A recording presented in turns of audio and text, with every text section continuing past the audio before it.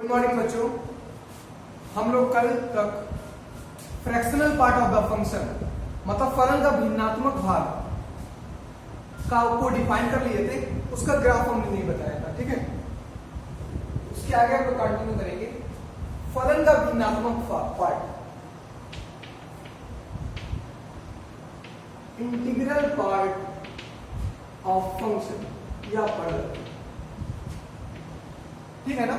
हमने क्या बताया था कि अगर x जो है कोई वास्तविक संख्या है तब उसका फ्रैक्शनल पार्ट, उसके भिन्नात्मक भाग को इस प्रकार से डिनोट करते हैं। उसको डिफाइन कैसे करते हैं?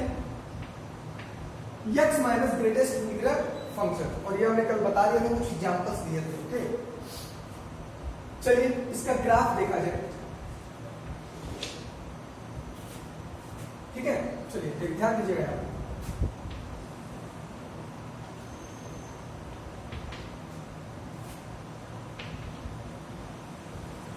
ध्यान देते हैं।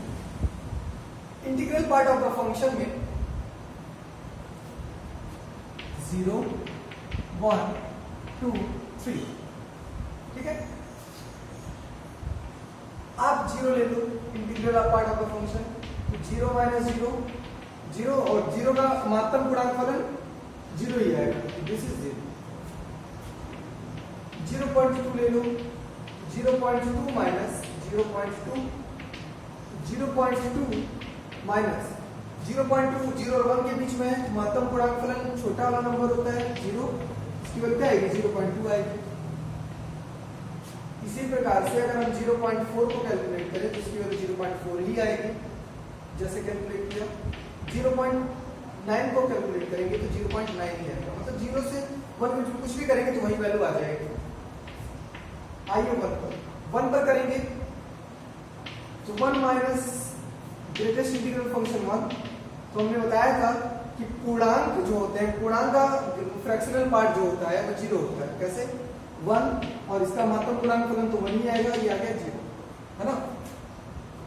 चलिए फिर आते हैं 1.1 1.1 माइनस 1.1 का महत्तम पूर्णांक। तो 1.1 माइनस 1.1 और 1 और 2 के बीच में है, तो 1 और 2 के बीच में छोटा नंबर लेते हैं महत्तम पूर्णांक फलन में 1 आ जाएगा 0.1।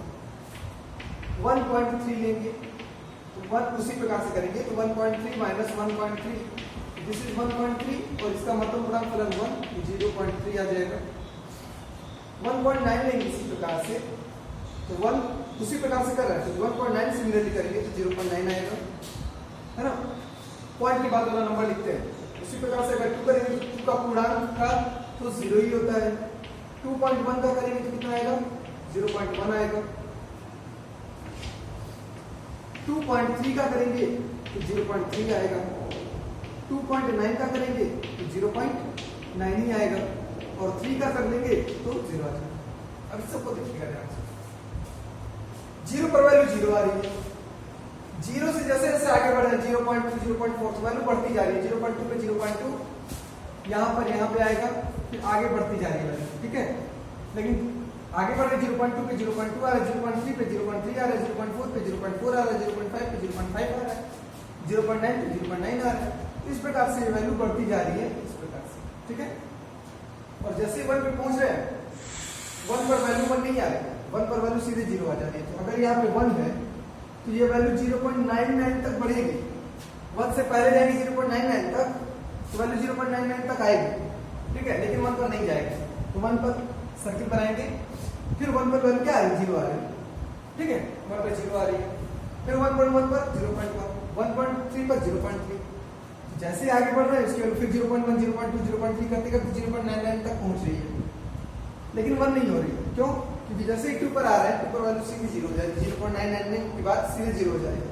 इसकी वैल्यू 1 भी नहीं बढ़ रही है, 1 तक नहीं पहुंच रही है, फिर 0। इस प्रकार से इसका ग्राफ लगता है।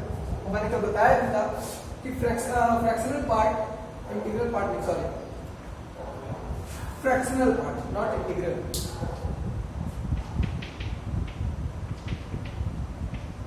फ्रैक्शनल पार्ट है ना, fractional part of the function. तो मैंने बताया था कि fractional part of the function की जो वैल्यू होती है वो क्या होती है?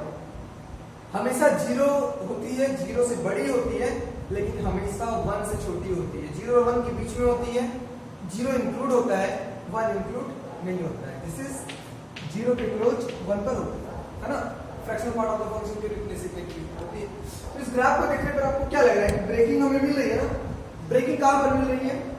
हमें ब्रेकिंग मिल रही है, कहां पर मिल रही है? ब्रेकिंग हमें वहां पर मिल रही है जहां पर पूर्णांक है, जहां पर पूर्णांक है। तो fractional part of the function भी पूर्णांकों पर क्या हो गया? असतत हो गया। लेकिन जब 0 से 1 के बीच में आ रहे हो तो ये फलन क्या है? कंटिन्यूअस है। देखिए बिना चौक उठाए एक बार विड्रा कर सकते हैं 0 से 1 के बीच। 0 से 1 के बीच में फलन को बिना चाक उठाए एक बार विड्रा कर सकते हैं ना। फलन को बिना चाक उठाए एक बार 0 से 1 के बीच में ड्रा कर सकते हैं। दिस इज कंटिन्यूअस, इसलिए फलन क्या है? सतत है। 0 से 1 के बीच, 0 से 1 के बीच में फलन क्या है? सतत है, कंटिन्यूअस है। ठीक है, तो इस प्रकार से हम कह सकते हैं कि पूर्णांकों पर fractional part of the function का फलन का भिन्नात्मक भाग भी असतत होता है, लेकिन पूर्णांकों को छोड़कर सभी वास्तविक संख्याओं पर क्या होता है? सतत होता है। इसी को लिखना है।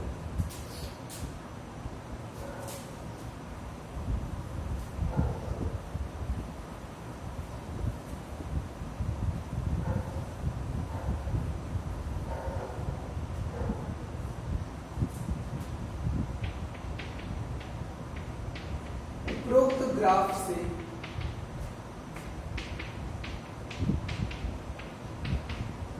स्पष्ट है कि फलन का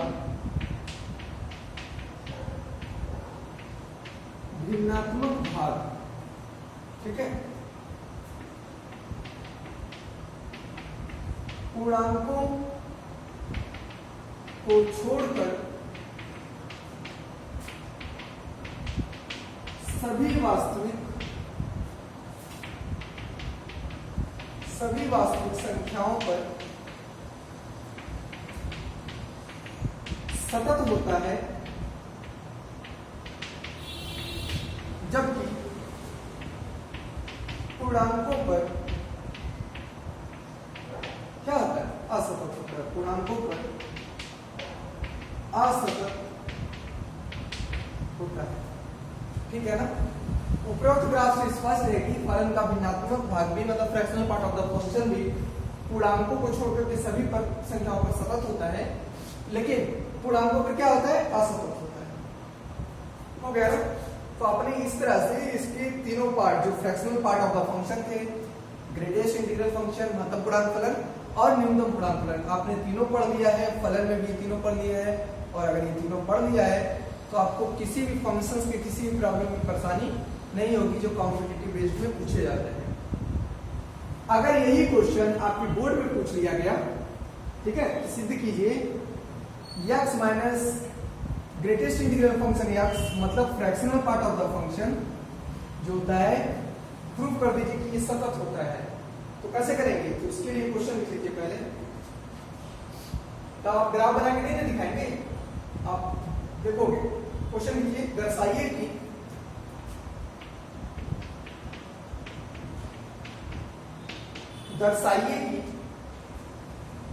क्या दर्शाइए कि fx is equal to x minus x। देखिए इस प्रकार से दिया है, कहीं पर ये नहीं बोला गया कि फलन का भिन्नात्मक भाग। तो आपको समझ में आ गया फलन का भिन्नात्मक भाग है ये, ठीक है। तो दर्शाइए कि दिस द्वारा परिभाषित फलन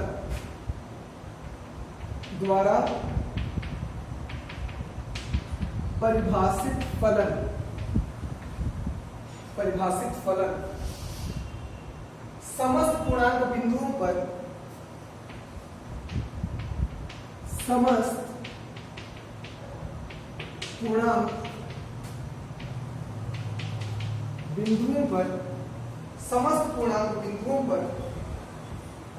असतत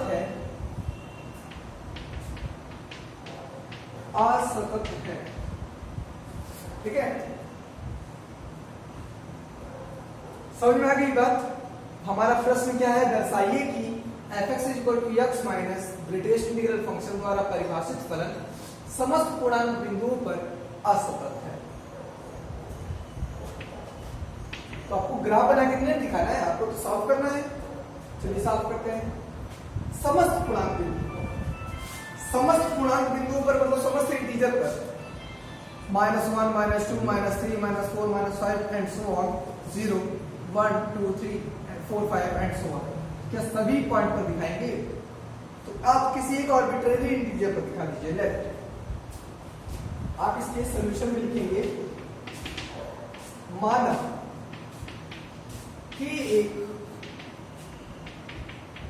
पूर्णांक, हमने क्या मान लिया कि k एक पूर्णांक है। अगर k एक पूर्णांक है तो हम इसी पूर्णांक को दिखा सकते हैं। k कुछ भी हो सकता है, पॉजिटिव भी हो सकता है, नेगेटिव भी हो सकता है और जीरो भी हो सकता है, लेकिन पूर्णांकों का है। तो माना कि एक पूर्णांक है, तब हम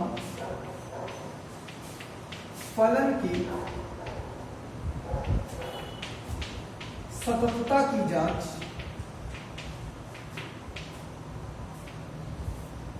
x = k पर करेंगे। करते हैं। Left hand limit x = k पर क्या लिखोगे? Limit x tending to k minus fx, है ना। Limit x tends to k minus हो, चाहे कुछ भी हो, आप s टेंडिंग टू 0 लिख सकते हो। सेकेंड स्टेप में क्या लिखते हो? k माइनस है ना, k पर चेक करना है ना, किस साइड से? माइनस, लेफ्ट साइड से, तो माइनस h। तो लिमिट h टेंडिंग टू 0। थोड़ा सा यहां ध्यान देने वाली बात है, क्या k माइनस h लिखा है, fx x की जगह k माइनस h है, तो आप लिख दो k माइनस h माइनस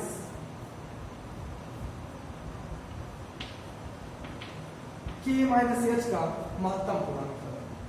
चलो एक बात बताओ कि अगर कोई पूर्णांक है ना, कि अगर कोई पूर्णांक है, कोई भी पूर्णांक है, नेगेटिव हो चाहे पॉजिटिव हो, तो k के बाद वाला पूर्णांक क्या होगा? k + 1 होगा। पूर्णांक तो हमेशा 1 प्लस करने पर ही मिलता है, और k के पहले वाला पूर्णांक क्या होगा? k - 1 होगा। अब आप बताओ k - h कहां होगा? k से आगे होगा या k से पीछे होगा? k चाहे पॉजिटिव हो चाहे नेगेटिव हो, अगर उसे माइनस कर रहे हो तो k के पीछे होगा, है ना। k - h एक ऐसी वास्तविक संख्या हो गई, अभी पूर्णांक नहीं रह गया, क्योंकि जब k एक पूर्णांक था, k में से कुछ घटा दिए ना, तो k में से जब कुछ घटा दिए तो एक वास्तविक संख्या हो गई, जो कि दो पूर्णांकों के बीच होगी। कौन दो पूर्णांकों के बीच होगी? k और k - 1। तो ये एक ऐसा वास्तविक संख्या है जो k - 1 और k के बीच में है। तो महत्तम पूर्णांक फलन में कौन सा लेते हैं? कम वाला कि ज्यादा वाला? कम वाला। k - 1 लिखेंगे ना, k माइनस h माइनस ये क्या आ जाएगा? k - 1 आ जाएगा, ठीक है। तो limit h tending to 0, k से k कैंसिल, h की वैल्यू 0 रखोगे तो माइनस माइनस प्लस हो, ठीक है। तो लिमिट हटा देते हैं, लिमिट की कोई जरूरत नहीं पड़ेगी यहाँ पे। h की वैल्यू 0 रख दो तो आ जाएगा प्लस, हो गया। राइट हैंड लिमिट का 1 है, लेफ्ट हैंड लिमिट ध्यान रखना। चलिए राइट हैंड लिमिट निकालते हैं।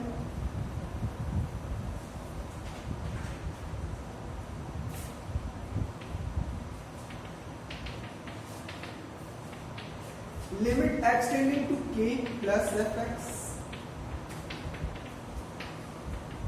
Limit s tending to 0 f of k plus h, है ना, f of k plus h। k plus h रखना है, x की जगह रख दीजिए। Limit h tending to 0 k plus h minus k plus h,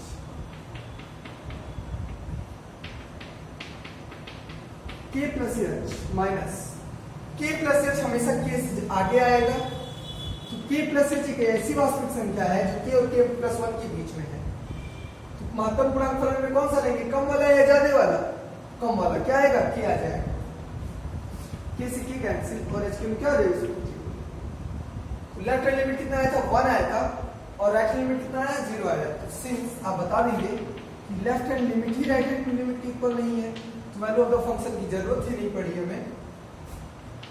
since left hand limit not equal to right hand limit, therefore, इसलिए फलन कौन सा x माइनस x, या फिर इसी को हम fractional part of the function कहते हैं, पूर्णांकों पर, क्यों पूर्णांकों का रहे हैं क्योंकि k पर ये असतत है, लेफ्ट हैंड लिमिट और राइट हैंड लिमिट k पर इक्वल नहीं आई और k क्या है, कोई भी एक पूर्णांक है, इसलिए हम बताएंगे कि फलन पूर्णांकों पर क्या है, असतत है। देखिए बिना ग्राफ का प्रूफ हो गया ना मैथमेटिकली, ठीक है। तो ये पूछा गया क्वेश्चन है आपके यूपी बोर्ड में और बिल्कुल पूछा जाएगा इस बार भी, अगर क्रॉस चांसेस रही तो बिल्कुल चांसेस क्वेश्चन भी पूछने की, तो इसलिए ये हमारे तरफ से मोस्ट इंपॉर्टेंट में आप लिख सकते हैं। चलिए इसके बाद जो है हमारा कंटिन्यूटी का जो चैप्टर है वो खत्म हो जाता है।